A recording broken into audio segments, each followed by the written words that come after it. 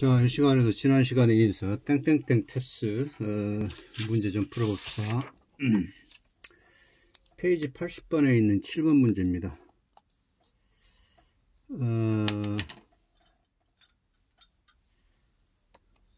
What did the professor say about our project outline?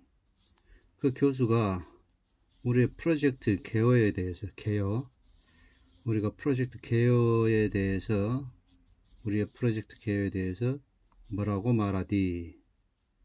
그런 게 B라는 학생이 그 교수가 제안을 했다. 근데 여기 이제 that가 생략이 되어 있죠. that야를 제안했다. suggest, that절이 나옵니다. 이렇게.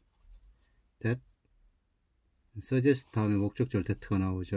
그래서 that 생략이 되어 있고, it rewritten again for getting his approval. 그의 승인을 얻기 위해서는 다시 쓰여져야 한다고 제안을 했답니다.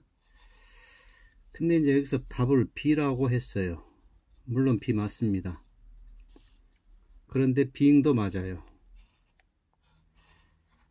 그 다음에 그래서 이제 여기 문제가, 여기도 아마 best answer,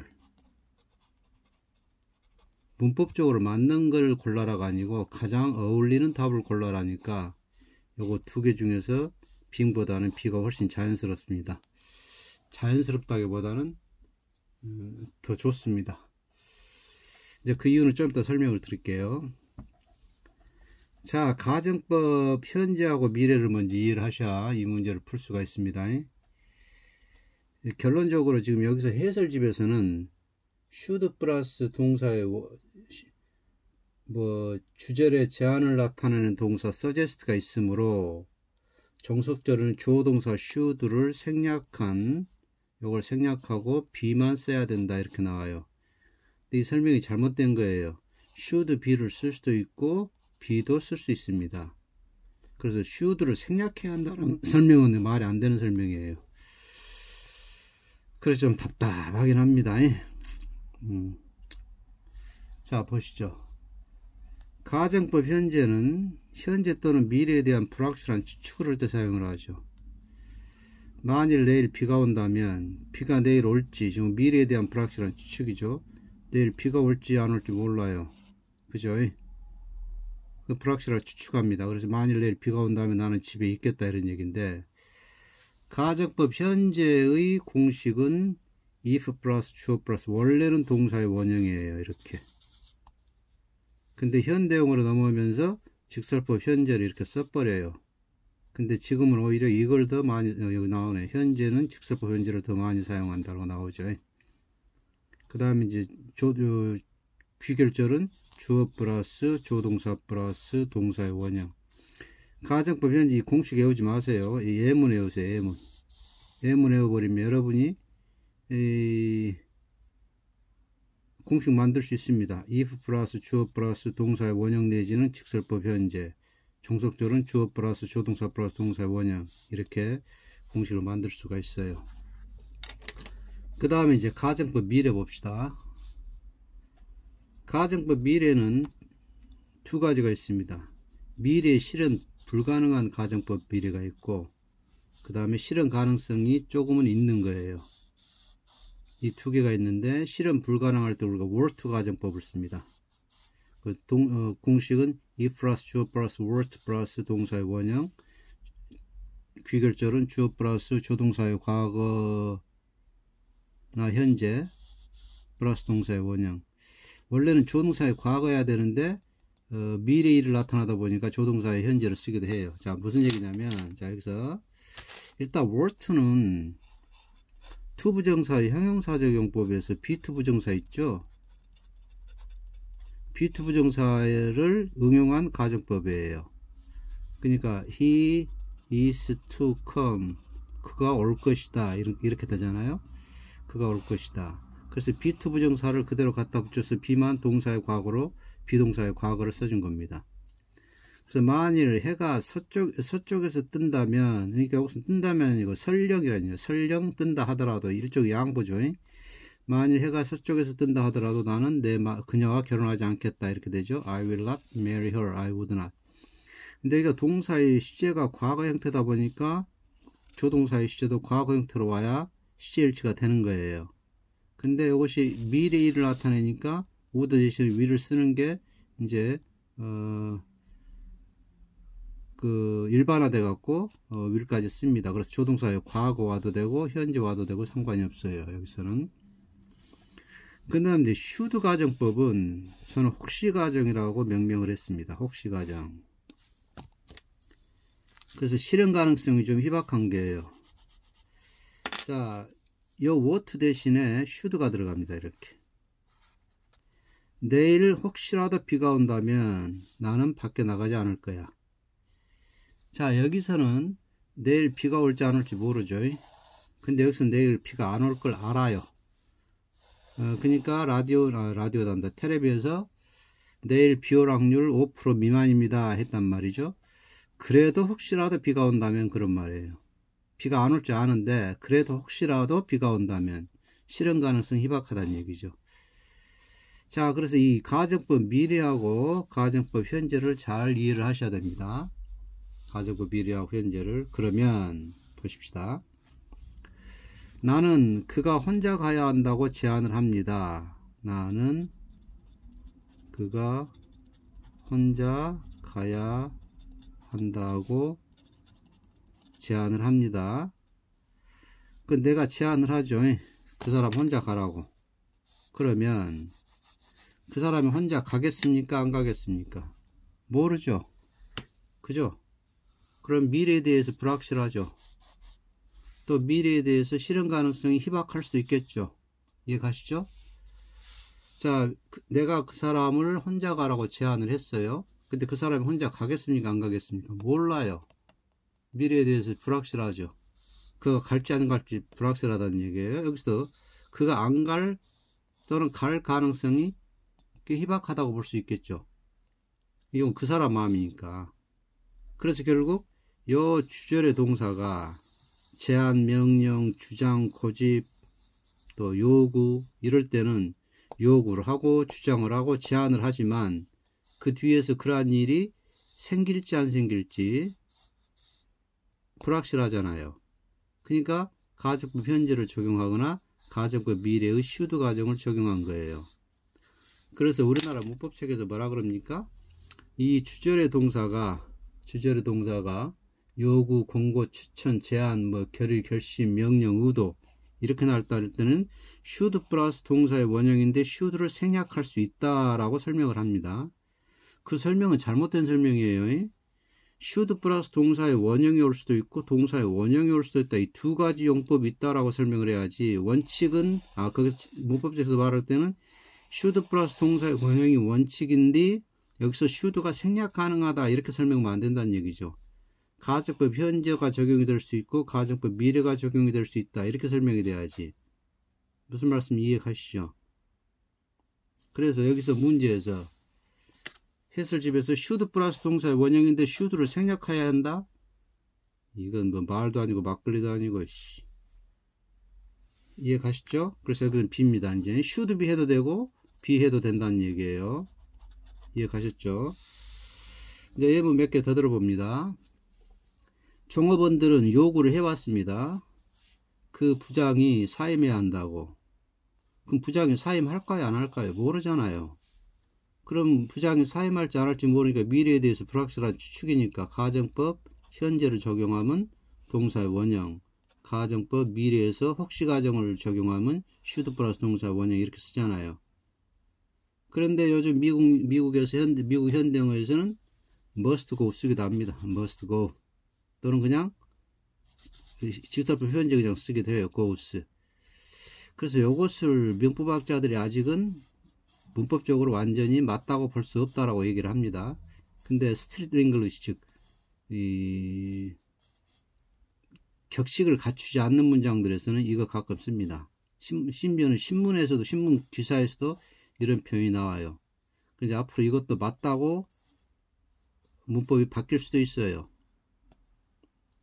그래서 must resign 해도 되고 그냥 resign 해도 됩니다.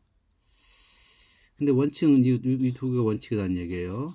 그 다음에 이제 이렇게 설명을 하고 보면 자, 이 문장을 줘서 이렇게 문장을 주고 이 문장이 맞냐 틀리냐를 물어보면 학생들이 다 틀린다 그럽니다. 왜?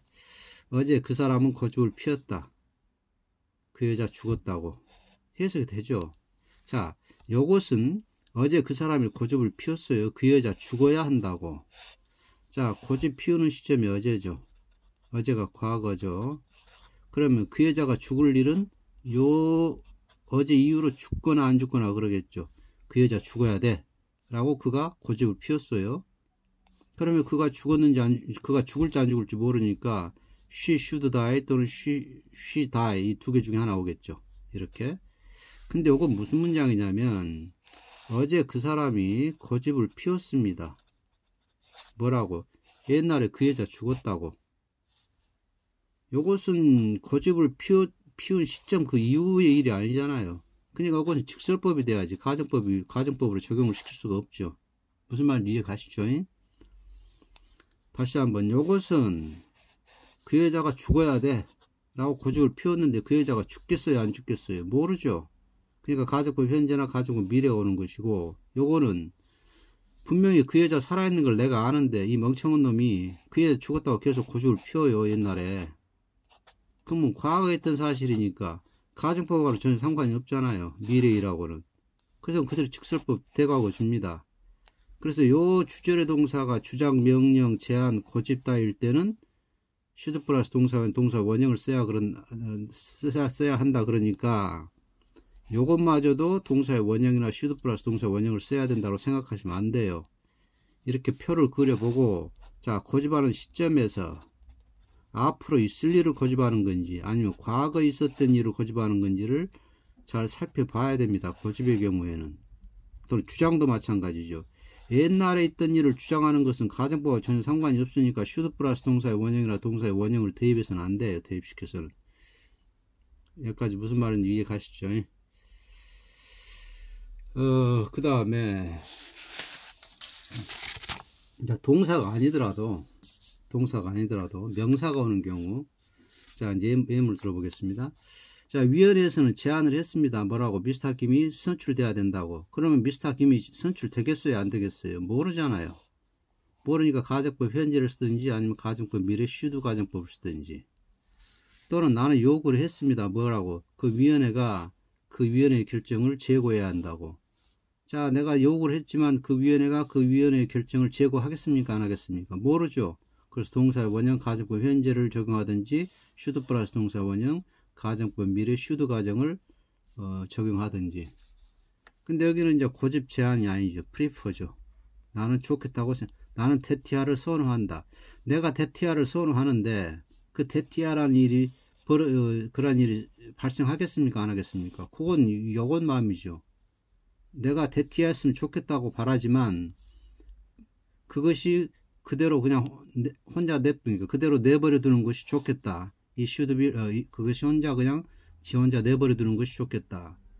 이렇게 하는 게 좋겠다라고 나는 생각을 하지만 그것이 혼자 내버려 두겠습니까 안 내버려 두겠습니까? 모르잖아요.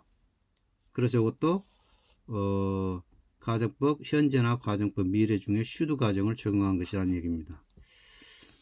어쩌다가 보면 제 말투가 그 옛날 복싱 선수 박종팔 말투 같아갖고, 그 사람도 전라도 사람이라.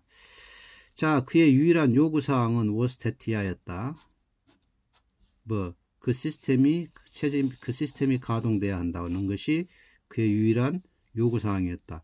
그의 유일한 요구사항은 그 시스템이 가동이 돼야 된다 하는 것이만 그 시스템이 가동되겠어요 안 되겠어요? 모르잖아요. 그래서 가정법 현재를 적용하거나 가정법 미래 should 가정을 적용하는 겁니다. 우리는 요구에 직면했었다. 무슨 요구에? 이 세금이 폐지돼야 된다는 요구에 직면했었다. 누군가가 요구를 했겠죠. 근데 그 요구가 이 세금 폐지돼야 돼 라는 요구인데 세금이 폐지될지 안 될지는 모르잖아요. 그래서 should 플러스 동사의 원형이나 동사의 원형을 쓴다는 얘기예요. 다시 한번, should 플러스 동사의 원형인데 should를 생략할 수 있다가 아닙니다. should 플러스 동사의 원형을 써도 되고 그 다음에 be 그냥 동사의 원형을 써도 된다. 이게 두 가지 용법이 나오는 거예요.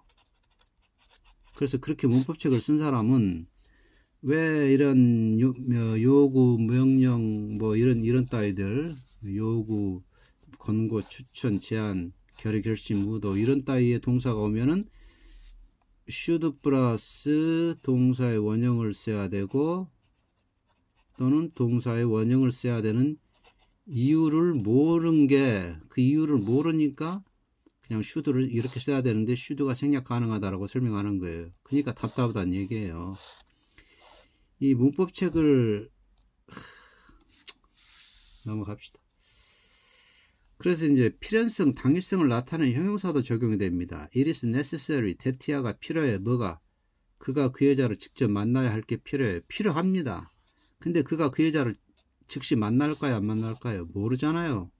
그래서 가정법 현재, 미래에 대한 불확실한 추측 또는 실현 가능성 희박한 가정법 미래 should 가정, should meet. 이 두 개 중에 should meet를 쓰든지 또는 should를 빼서 쓰든지 이렇게 된다는 얘기죠.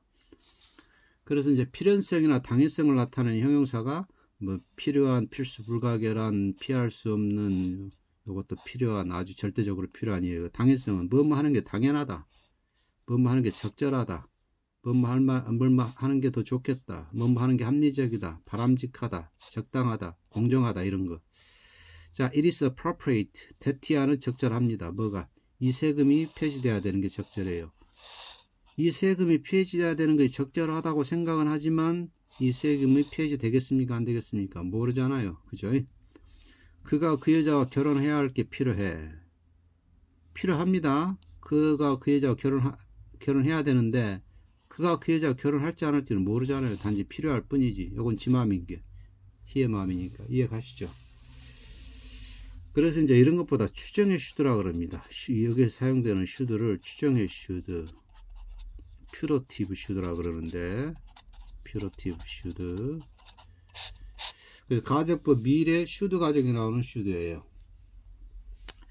추정의 should를 더 자세히 공부하고 싶으시면 단번역원,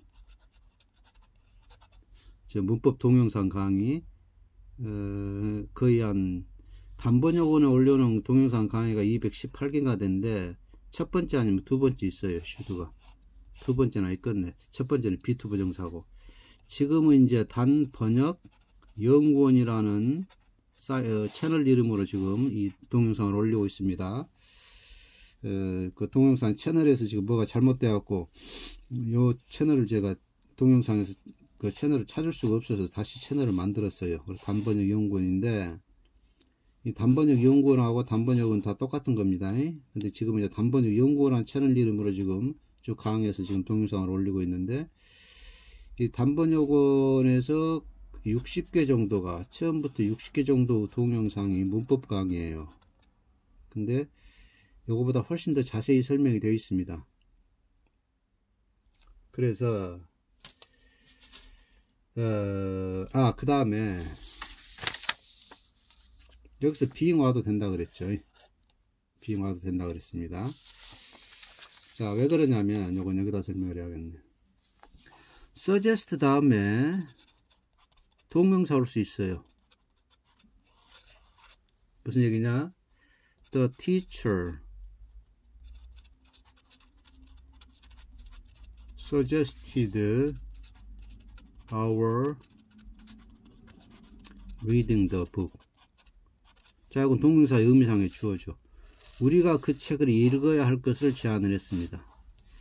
동명사의 의미상의 주어니까 소유격도 되고 목적격도 되죠. 근데 동명사의 의미상의 주어가 대명사일 때는 목적격보다는 소유격이 훨씬 더 바람직합니다. 이게 명사일 때는 탐해도 되고 탐스해도 돼요. 탐이 그 책을 읽어야 한다고 제안했다. 동명사의 의미상의 주어가 이처럼 명사일 때는 목적격도 상관이 없고 소유격도 큰 상관이 없습니다. 그런데 동명사의 의미상의 주어가 이처럼 대명사일 때는 us보다 목적격보다는 소유격이 훨씬 좋아요. 그래서 근데 us 여기 있다고 해서 틀린 건 아닙니다. 그러면 여기서 그는 제안을 했죠. He suggested it's being written. 그것에 다시 쓰여지는 것, 직역을 하니까 그것의 다시 쓰여지는 것을 제안을 했죠. 그래서 동명사 being written이 오고 의미상의 주 it가 왔습니다. 근데 여기서 목적격 줄 수 있어요. it, our, us 다 줄 수 있잖아요. it 줄 수 있는데 it보다는 it 소유격이 더 낫다는 얘기예요. 그래서 여기 문제에서 베스트 텐스를 찾아라 그러니까 이 네 개 중에서 가장 적절한 답을, 가장 좋은 답을 찾아라 그러니까 이게 it가 되니까 조금은 여기 it라면, 이게 it라면 A, C번 다 둘 다 훌륭한 답이 됩니다. 근데 it가 아니고 it다 보니까, 자, 다시 한번 동명사의 의미상의 주어가 대명사일 때는 목적격보다는 소유격이 더 좋습니다. 그래서 it를 써주면 여기가 it라면은 A, C 둘 다 훌륭한 답이 돼요. 근데 it이다 보니까 being보다는 이 가정법을 적용한 B를 써주는 게 더 나은 답이다. 그래서 A가 답이에요. 설명이 그렇게 돼야지. 그러니까 여기다 being 쓰면 안 된다라고 설명해 버리면 안 된다는 얘기죠. being도 맞습니다. being도 맞는데 it가 아니고 it다 보니까 이게 더 좋은 답이라 그런 얘기예요. 그래서 이렇게 설명이 돼야지. 그래서 땡땡 탭스나 땡땡 토익은 땡땡땡 탭스나 토익보다 오류가 적습니다. 이것이. 근데 요 땡땡땡 탭스는 참말로 뒤에 설명 보면 이 책 볼 때마다 진짜 어처구니가 없고 화가 나서 이렇게 책을 쓰고 대학생들한테 탭스 공부해라고 그러면 여기 출판사에서 운영하고 있는 학원에서도 이 책 해설집하고 똑같이 가르치려나? 참 성질 같아서는 내가 가서 강의를 하고 싶은 생각이 꿀떡 같은데 그렇지 않아도 지금 번역 시장이 지금 많이 침체되어 갖고 수입이 좀 많이 떨어졌는데 이런데 그냥 큰 학원 가서 그 영어 강의나 해서 돈이나 벌까 싶은 생각도 들고 아무튼 그래서 땡땡땡 탭스 공부하실 때는 여러분들 좀 조심하십시오. 영어 문법 공부하실 때 조심하셔야 됩니다. 또 이렇게 하면 또 명예훼손으로 고소는 안 들어올란가 모르겠어. 자, 그래서 오늘은 페이지 80페이지에 있는 문제 7번 이건 아주 심각한 문제입니다. 답은 맞아요. 답은 맞는데 설명 자체가 이 어처구니 없는 설명이 되어 있어서 이걸 강의에서 동영상에 올려봅니다. 자, 오늘 또 그 출판사 좀 까서 미안한데 자, 이걸로 강의 마칩니다.